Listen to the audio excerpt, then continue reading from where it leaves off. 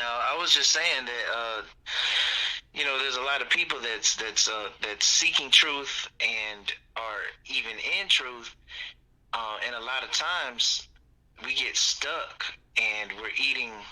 It's still bread, which is a good thing, but we're eating old bread. Mm. And it's like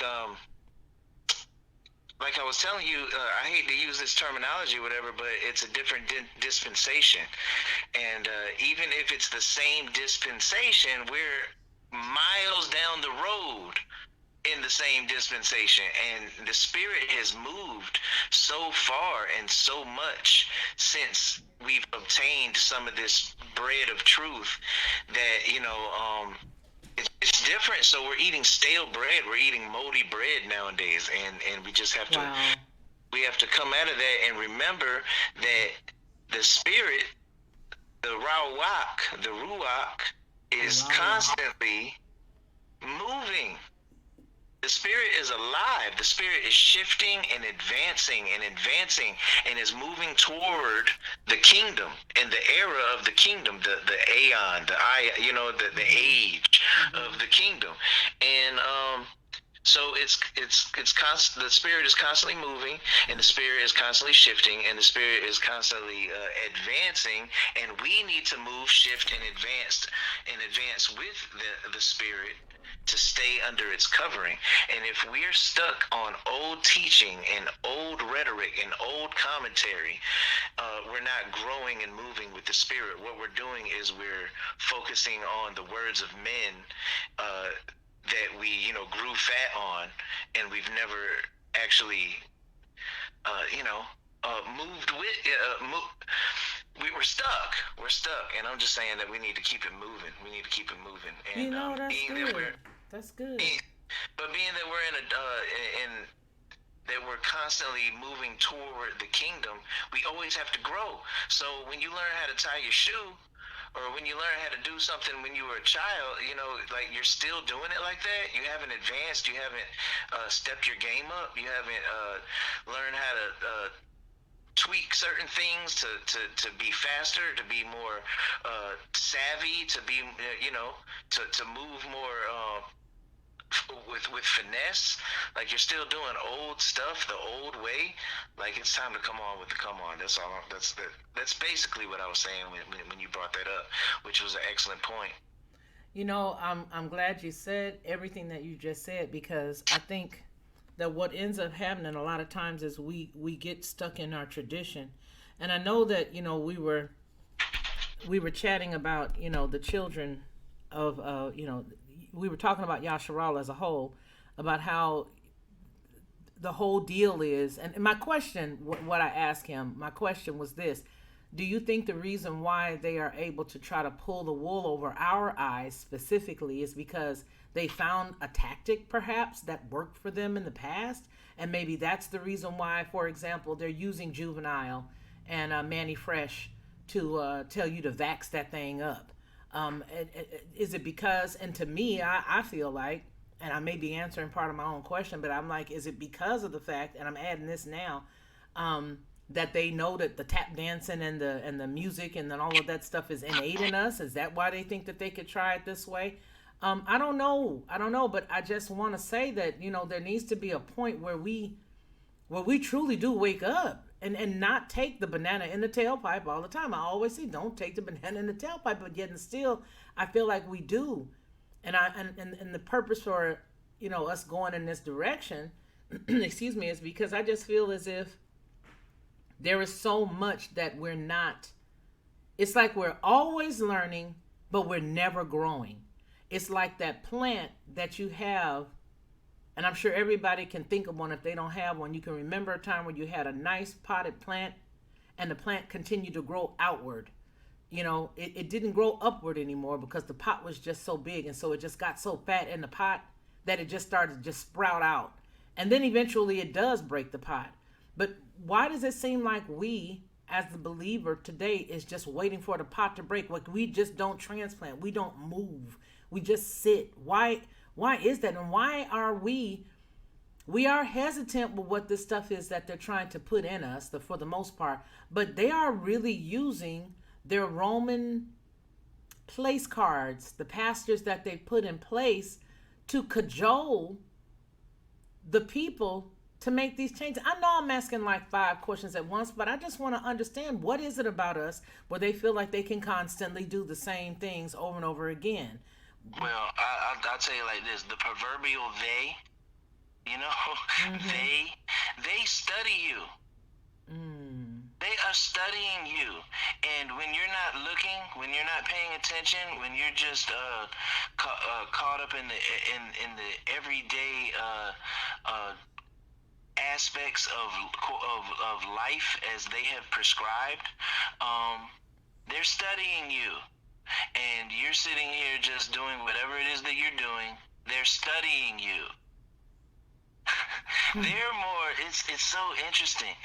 They are more interested in you then it seems that you're interested in you. You're caught up in just the cog in the wheel, and you're just moving and moving and moving, and they've designed your movements to perpetuate and to prop up their system. Mm.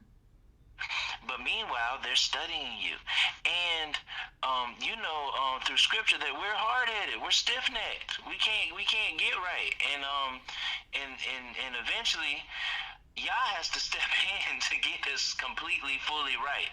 So, they use that to their advantage. They know all of your downfalls. They know all of your all of the things that we stumble on. Mm. Everything that we stumble on, they've already assessed it. They've already studied it. They've already worked out a game plan to use that for their benefit and for our detriment. So, when you say, will you vax that thing up and all this and that, they know that we get hype off of stuff like that. So they're going to use that to their advantage. And like the terms that you used before, it's low hanging fruit. You're not going to reach everybody. You're not going to grab everybody like that. Because in actuality, it's really interesting that they use a guy named Juvenile, because that's juvenile. That's some juvenile tactics. Mm. There's some juvenile tactics. However, you are going to, in a broad sweep up some of the juvenile thought processed people in this, and that's what they want. They're not trying to grab everybody, but they're trying to grab as many people as they possibly can in this one movement, and that's what they're doing. But in all actuality, it's our own fault because we won't snap out of it. We won't wake up and realize our stumbling blocks and overcome them. So they just take full advantage of it. And that's what I was telling you. The scriptures tell you that blatantly and plainly. If you wanted to, open up some scripture and look at it real quick. Okay. And then I will just add to that while I pull up scripture, excuse me, is that, yeah, juvenile, and that it's those who can reproduce. Because really, inevitably, we all remember when um, Ronnie, Black Spring, myself, we were looking at last year around, I would say around this time last year, we were all looking at that. No, it was after last year because the movie didn't come out till September. But it was the television show Utopia. And the goal at that time was to prevent people from being able to have children, and that's exactly what they did. And they did it in such a way to where they said, we really don't care about the older people, we just care about those who can reproduce. And you have found that just recently, that there are several different people who have made accounts. I looked at the VAERS report just recently, and the VAERS report showed women who had either had, and they got like whatever these things are, firecrackers outside, so I apologize. But on the VAERS report, it did show that there were several women who had either had stillborn babies after having the candy bar, and that there were some also who had um, some babies who had succumbed, some miscarriages. And it is part and parcel of just cutting off life. Is exactly what it is. And it's no surprise because they tell you what they want to happen, right? You already know what they say they want to happen. And it's ironic that we keep talking about them and they. They have a name. They do exist. with that said, I'm here at the Bible Hub right now. Where would you like to go? As far as what we were talking about, pull up Psalm 83 real quick. Okay. And they are always out. I know, right? They're really out to get you. They're out to get you specifically. Mm. When you wrap that around your mind, then you know that you're a target. They're out to get you specifically. Mm. And you know, they, who is they, it's a very elusive term, but it might be designed that way. Like it's a ghost. Like we don't know who they is trying to get you, and it's designed that way to make them sound kind of ghostly, to where it sounds almost conspiratorial. You know what I mean? Like so I don't take it seriously. But listen, when you wrap this around your head, they are out to get you. Mm. They're out to take away your inheritance. Wow. That reminds me of one of the songs that you wrote. And then Psalms 83, there's verse 3 is sitting right in front of us. They. Psalm 83? Exactly. You want to read that? Yeah, Psalms 83:3 says, they have taken crafty counsel against thy people and consulted against thy hidden ones. Hidden ones. Exactly. Yah has, and this is for the last day. Yah has a group of people that is hidden, the remnant. You don't know who they are. A lot of times they don't even know who they are. We are waking up to realize who we are. The people who are listening to the truth that's embedded in their heart, that the Spirit is pricking at their heart, and their minds are being renewed to something is off, something is wrong. We have to step our game up. Those people, you're the hidden ones. You're the hidden ones. Psalm is telling you that they have taken crafty counsel against you. They are consulting amongst themselves against you. In verse 4, they have said, come and let us cut them off from being a nation, that the name of Yasharal or Israel may be no more in remembrance. These two verses right here, if you just stop and think on those two scriptures, you will have a lot of questions when you are done. Especially if you just look at these two. Number 4, verse 4, you start to think that up and you're like, yo, well, wait a minute now. Wait a minute. Everything you're thinking in your head, even if you do not agree with me, you still have got to admit it made you go, They have said, come and let us cut them off from being a nation. From being a nation. That the name of Yasharal, may be no more in remembrance. And this is not talking about the tiny little remnant that the place that looks like the shape of a thumb has been fighting off with Q-tips. Okay? This is not talking about that little bitty amount of people that's standing outside the gate that they sort of annexed. This ain't talking about them. It's talking about a whole nation. All right? So I know a lot of people like to say, well, wait a minute. That means them. No, that don't mean them, because how can they conspire and consult? You have, in order for you to take counsel and consult against somebody, you've got to have one major thing: money. Go ahead, Ronnie. Listen, it says that they are conspiring and consulting with one another against the hidden ones. Those people that are in that geographical thumb that you're talking about. They're not hidden. They're plain as day. There is a group of people that are hidden. That are hidden from sight, that have lost themselves. They don't know who they are because the nations have conspired against them. To cut them off from being a nation. Read verse 5. For they have consulted together with one consent. They are confederate against thee. Do you hear that?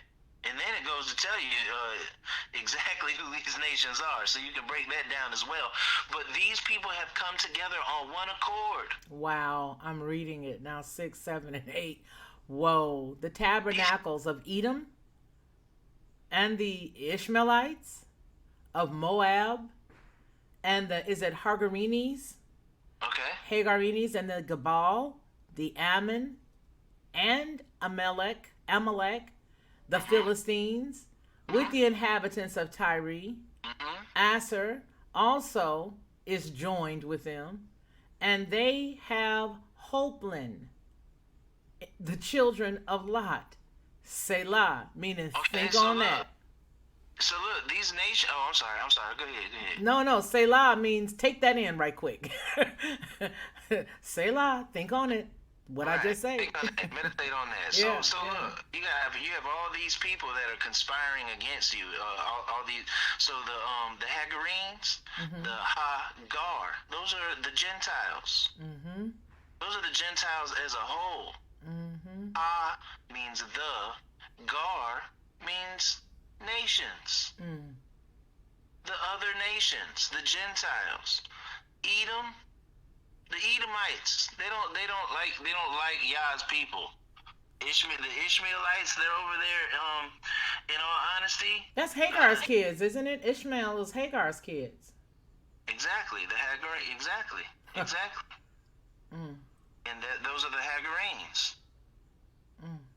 And so what's going on is they're in cahoots with Rome. If you look at the timeline and you do your history correctly and you line everything up, you'll see that these people have. I Don't hate it, just say it. they've been bought, sold. They've been bought and sold, and they are in cahoots with the Roman Catholic Church. Plain and simple. They are conspiring against a certain group of people. So when this sounds nefarious because it is. This is an ancient thing that has always been done, but with modern technology, they're utilizing modern technology for the same concept of getting you. They trying to get you, and so they're using this modern technology and to so they can inject you with certain things to get you in a DNA position where they can manipulate you through DNA to ensure that you're not going to receive your inheritance, to ensure that you're not going to be those hidden people. Brain fog or whatever the side effects is going to be, death, whatever it is, but they are conspiring as a collective, as a unit, on one accord, together, with one voice and one mind, against you, conspiring against you. Verse 5 says they have consulted together with one consent, and they are confederate against you. Mm. I'm just saying, so we can talk about it, but the scripture is forewarning and telling you. You better teach this thing. That's all I know is you better teach that. I hope that we can see this. So when we always say they, it's always the they and the them. This is they. It tells us right here who they are. And then listen, Yah is so off the chain. Not only did he say they are confederate against thee, there's a colon. He's so kind that he breaks it down. Most of us walk around every single day and not know who they are. We got a feeling we know who they are, but all we got to do, we just did the genealogy. We just did the whole history of everybody when we broke it all down, when we had to let everybody know who we are. Okay? We told everybody that night who Ronnie and myself and several people here in the chat are. We were not secretive of it. We told you. Okay? But just like he broke that down, and just like we told you what was up, he breaks it down here. Who are they?